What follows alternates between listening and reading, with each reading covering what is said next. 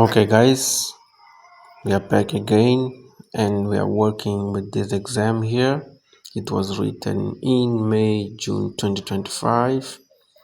It is paper 1. In the previous video, we worked out questions 1 through question 4. So we want to proceed. Okay, we are now doing question 5. So let's proceed with question 5. And we're going to try to be fast. We don't want this video to be long. So question 5 reads, a long distance runner has become adapted to run faster for longer after regular training. Which cell structure in a muscle cell has increased in number to allow this adaptation? Option A, lysosome. Okay, this has to do with energy, so you should know that mitochondria is the powerhouse of the cell. So the only option here that is correct is mitochondria. That's where food that contains energy. So this the function of this organ of mitochondria is to release energy from food. To make it simple, mitochondria releases energy from food. Okay, so you have to know. So mitochondria is the powerhouse of the cell. Now let's go on and let's now do question 6. Now some functions carried out within eukaryotic cells are listed. 1. Lysosome production. 2. Polypeptide modification. And 3. Exocytosis. Which functions are carried out by the Golgi body? Well, one of the functions of the Golgi body is that lysosomes actually synthesize in the rough endoplasmic reticulum, and then they are sent to the Golgi body, also known as Golgi complex, also known as Golgi apparatus. That's where it is modified. So 1 is correct. Now, polypeptide modification. Yes, all polypeptides are modified in the Golgi body. Now, which functions are carried out by the Golgi body? So we are now only dealing with Golgi body here. So the Golgi body, number 1, is going to make sure that it modifies, right? Is going to make sure that it modifies all proteins, and that will include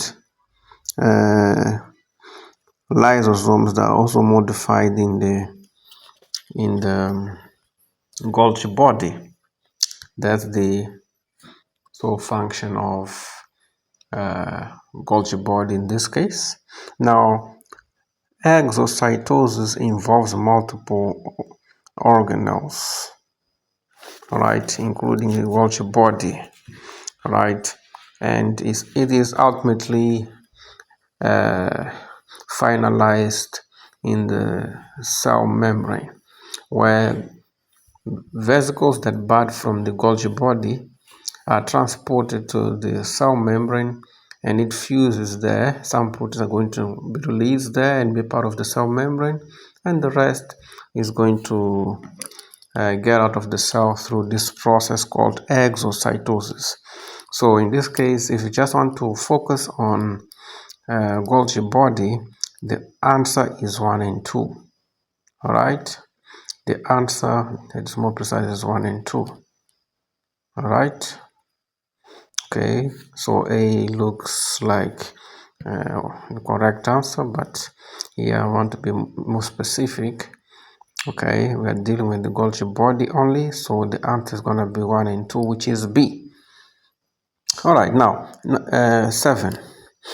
The diagram shows the structure of a unicellular organism. Which statement is correct for this organism? It contains a nucleus, so it is not prokaryotic. Yeah, that's it. It's A. If it is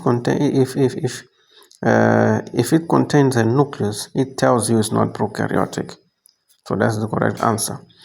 B, for example, it contains mitochondria, so it's not a plant. It doesn't make sense. Plants also contain mitochondria. C, it does not have a cell wall, so it must be eukaryotic. That's utter nonsense. Utter nonsense.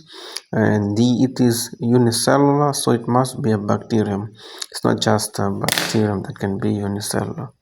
Even some protists can also be unicellular. Some protists are unicellular and others are multicellular, right? So D is incorrect. Let's move on.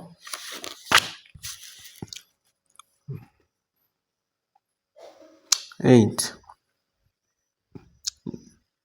Diastase is an enzyme that breaks down starch into maltose. A sample of starch, sorry guys, excuse me, a sample of starch is treated with boiled diastase and left for 15 minutes. Samples of the mixture are then tested with iodine solution and with Benedict solution. Which is the correct result? You can say table here, right?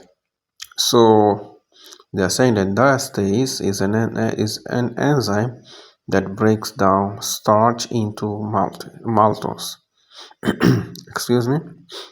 So a sample of starch is treated with boiled. So if you boil it, it becomes denatured. This enzyme here was boiled.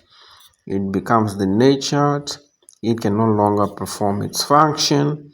Therefore, iodine will not be broken down. So, not iodine. Starch will not be broken down.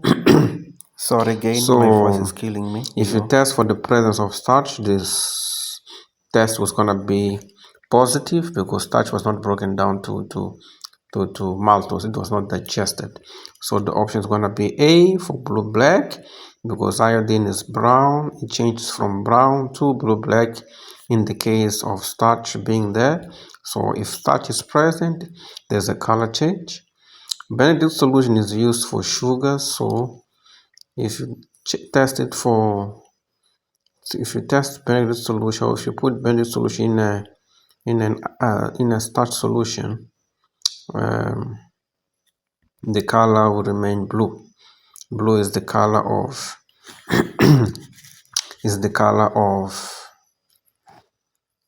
Benedict solution, right?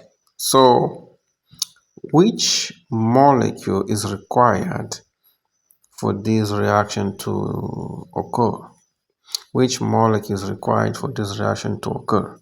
So we say reaction here, C12H22O11 plus H2O gives rise to, you can see that this is glucose, okay? This is glucose plus glucose.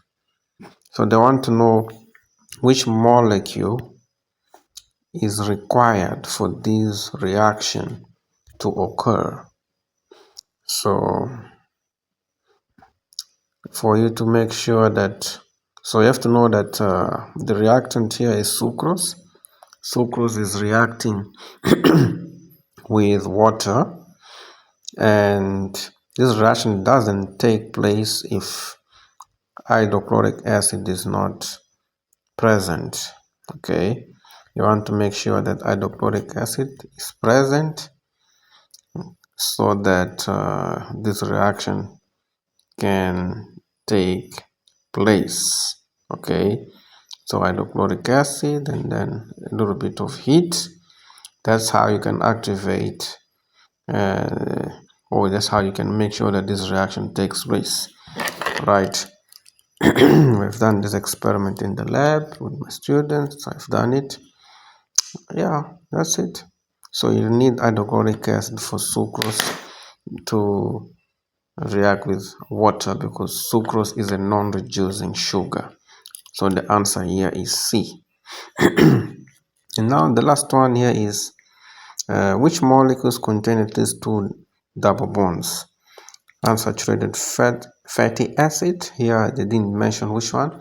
There is monosaturated and polysaturated. So the answer is yes. Unsaturated fatty acids contain at least two double bonds. Collagen, because they've got their primary, they've got the chain of amino acids, which is the primary structure of proteins. Because of the carbonyl group, you can say yes, it also contains. The same thing applies to hemoglobin as well. And apart from that, hemoglobin has got two subunits of alpha units and also two subunits of beta units. So altogether, four Beta subunits. It's a units. globular protein.